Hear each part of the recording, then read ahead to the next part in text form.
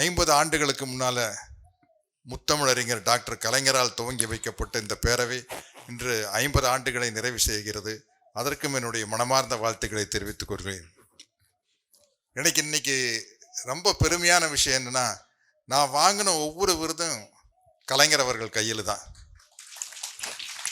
நான் முதல் படம் சட்டம் என் கையில்னு ஒரு படம் 1978 நடித்தேன். கமல் சார் தான் ஹீரோ. அந்த படம் மிகப்பெரிய வெற்றி. அந்த படத்தினுடைய 100வது நாள் விழாவில் அந்த படத்தில் ஒரு சின்ன வில்லன் கேரக்டர் தான் நடிச்சிருந்தேன். அந்த 100வது நாள் விழாவுக்கு டாக்டர் கலைஞர் அவர்கள் தான் தலைமை தாங்கினாங்க. ஸோ சினிமாவில் காலடி எடுத்து வச்சு முதல் வில்லனாக நடித்த அவார்டை விருதை கலைஞர் கையில் தான் வாங்கினேன். அதுக்கப்புறம் 6 வருஷம் கழித்து நான் கதாநாயகனாக நடிக்க ஆரம்பிச்சிட்டேன். கதாநாயகனாக நடிக்க ஆரம்பித்து சில படங்கள் 100 நாட்கள் ஓடிச்சு.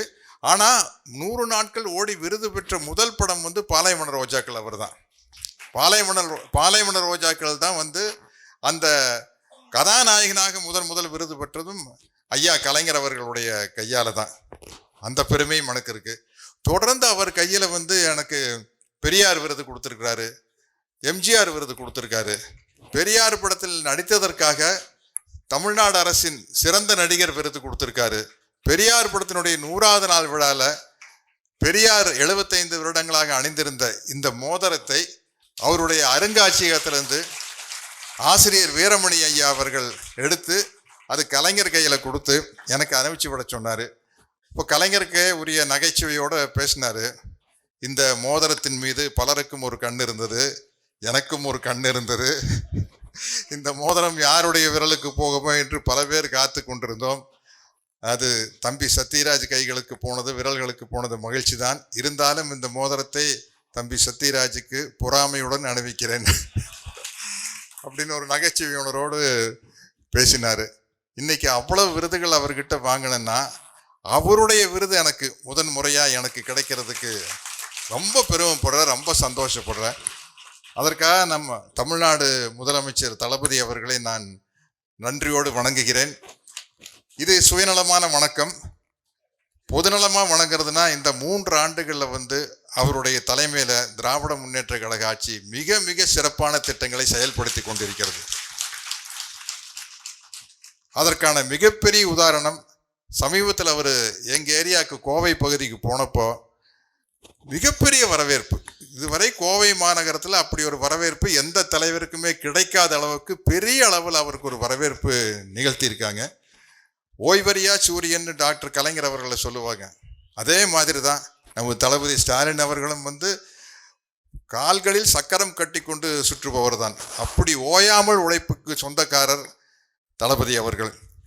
அவருடைய தலைமையில் தினம் தினம் திட்டங்கள் யோசிச்சு அவர் கூட இருக்கிற அமைச்சர் பெருமக்களும் சட்டமன்ற உறுப்பினர்களும் அதிகாரிகளும் மிகச் சிறப்பாக தேர்வு செய்து தமிழ்நாட்டுக்கு என்ன செய்யணும் அப்படிங்கிறத அனைவரும் ஆராய்ந்து தொடர்ந்து நல்ல திட்டங்களை நிறைவேற்றிக்கிட்டே வர்றாங்க. அதுதான் தமிழ்நாட்டில் வாழும் ஒரு சாதாரண குடிமகனான எனக்கு மிகவும் மகிழ்ச்சியான ஒரு விஷயம்னா நான் அறத்தை சொல்லுவேன். ஏன்னா நான் பல மொழி படங்கள் நடிக்கிறேன், தெலுங்கு படம் நடிக்கிறேன், மலையாளம், ஹிந்தி எல்லா இடத்துலையும் போயிட்டு வரேன். ஒவ்வொரு ஊருக்கும் போயிட்டு வரையில் அப்போ தான் தமிழ்நாட்டினுடைய வளர்ச்சி என்னன்னு தெரியுது. அதிகபட்சம் போனால் அந்த ஊரில் இருக்கிற கேபிட்டல் மட்டும் ஓஹோன்னு இருக்கும், பிரமாதமாக இருக்கும். ஆனால் உள்ளே போனோம்னா அந்த அவங்களுடைய தலைநகரத்துலேருந்து வேறு நகரங்களுக்கு போகும்போது காரில் போகும்போது பார்த்தோம்னா தான் தமிழ்நாட்டினுடைய வளர்ச்சி எவ்வளோ சிறப்பாக இருக்குது அப்படிங்கிறது புரியும். அதற்கு சிறந்த உதாரணமே தமிழ்நாட்டை பார்த்து இந்தியா கற்றுக்கொள்ள வேண்டும். ஏன்னா இந்தியாவில் இருக்கிற பல மாநிலங்கள்லேருந்து தமிழ்நாட்டுக்கு ஏன் வேலை தேடி வர்றாங்க அப்படின்னா 2 விஷயம். தமிழ்நாட்டு மக்களுடைய வாழ்க்கை தரம் உயர்ந்து விட்டது, அவருடைய வாழ்க்கை தரம் குறைவாக இருக்கிறது. நம்ம ஆளுக்கு படித்து எங்கேயோ போயிட்டாங்க. இந்த 70 ஆண்டு காலம் 1967க்கு அப்புறம் திராவிட கருத்தியலோடு கூடிய ஆட்சியில் தமிழ்நாடு மிகப்பெரிய சிறப்பான இடத்தை எழுதிவிட்டது. அதனால்தான் அங்கிருந்து தொழிலாளர்கள் இங்கே வர்றாங்க. நான் ஏற்கனவே திராவிட இயக்க தமிழர் பேரவையில் தோழர் சுபவி அவர்கள் நடத்தின நிகழ்ச்சியில் பேசினேன். அவங்களுக்கு வட மாநிலத்திலிருந்து வர்ற அந்த தொழிலாளர்களுக்கு திராவிட கருத்தியலை போதிக்க வேண்டும். ஏன்னா ஏன் நம்ம ஊர் அப்படி இல்லை, தமிழ்நாடு இப்படி இருக்குன்னா அவனுக்கு புரியாது. ஏன் இப்படி இருக்குன்னு சொல்லி கொடுக்கணும். தந்தை பெரியாருடைய பகுத்தறிவு சிந்தனைகளாலும், பேரறிஞர் அண்ணாவினுடைய சிந்தனைகளாலும், ஐயா கலைஞர் அவர்களுடைய சிந்தனைகளாலும், செயல் திட்டங்களாலும் தான் தமிழ்நாடு இப்படி இருக்குது. போய் உங்கள் ஊரில் சொல்லணும். நம்ம சொல்கிறோமில்ல, சிங்கப்பூர் போயிட்டு வந்தால் சொல்கிறோமில்ல, நம்ம ஊர் எப்போங்க இப்படி மாறுறது அப்படின்ட்டு. இப்போ அந்த மாதிரி இவங்க அந்த ஊருக்கு போனால் சொல்லிக்கிட்டு இருப்பாங்க, எப்போங்க நம்ம பீகார் தமிழ்நாடு மாதிரி ஆகிறது, எப்போங்க நம்ம யூபியோ எம்பி தமிழ்நாடு மாதிரி ஆகுதுன்னு அங்கே போய் புலம்பிக்கிட்டு இருப்பாங்க. ஏன் ஆச்சு அப்படிங்கிறத அவங்களுக்கு சொல்லி கொடுக்கணும்.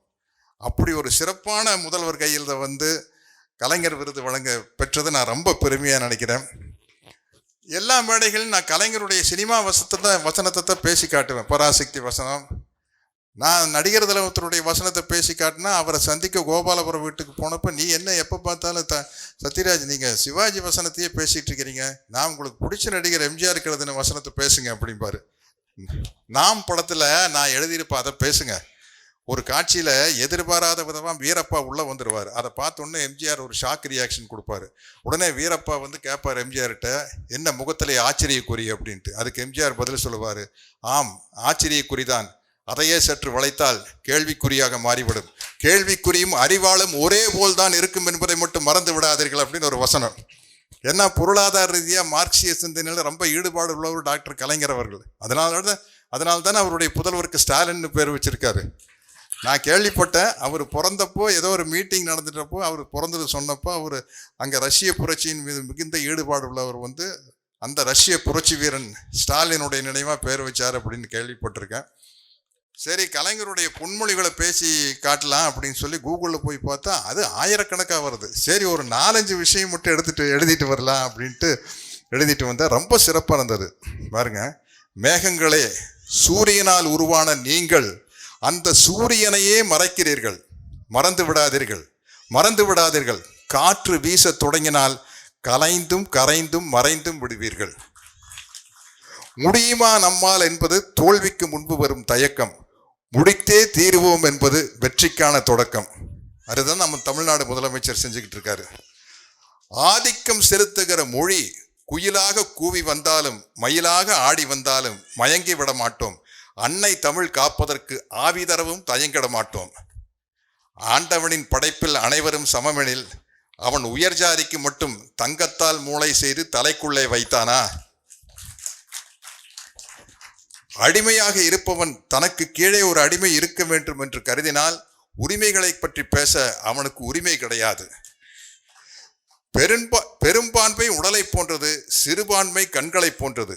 உரிமைகள் அனைத்தும் பெரும்பான்மைக்குத்தான் என்று சொல்லி சிறுபான்மையினரை புறக்கணிப்பது கண்களை குத்தி கொள்ளுகிற குருட்டு செயலாகும். வீரன் சாவதே இல்லை, கோழை வாழ்வதே இல்லை. அதனால்தான் கலைஞர் என்ற வீரன் இன்னும் வாழ்ந்து கொண்டே இருக்கிறார். நன்றி, வணக்கம்.